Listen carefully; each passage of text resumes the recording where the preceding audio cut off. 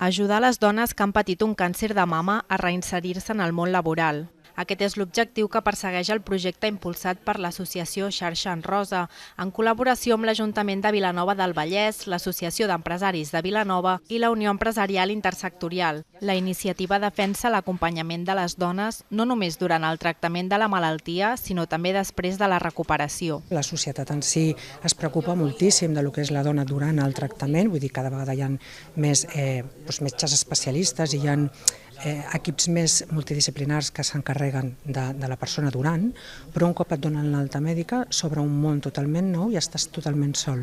Llavors és interessant que comencem a veure aquesta perspectiva, no? De dir, val, d'acord, hem curat aquesta persona pot tornar a treballar, però necessita potser un temps diferent, necessita unes pautes. Xarxa en Rosa planteja la iniciativa com un projecte obert i per això estén la mà a l'Ajuntament i al teixit empresarial per treballar conjuntament. En la primera reunió han posat sobre la taula les possibles vies d'acció per facilitar la reinserció laboral.